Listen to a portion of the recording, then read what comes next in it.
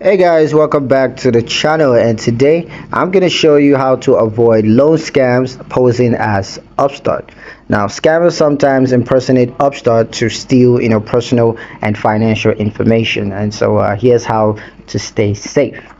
So the first is to verify Upstart official websites and contact information. Now here's Upstart's official website, and that's their customer support email. Now avoid clicking suspicious links in emails or text, and always visit the official sites directly. Two is warning signs of a scam. So request for upfront payments before loan approval. Upstart will never ask for this.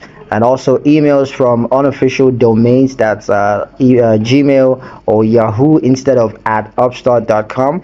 These are obviously scam sites. So calls demanding immediate action or threatening legal consequences, things like that are obviously scams. So don't fall for those. And what to do if you suspect a scam. So first is do not share personal or banking information, and report the fraud attempts to Upstart's customer service and the Federal Trade Commission, that's the FCT, and they're going to act on it.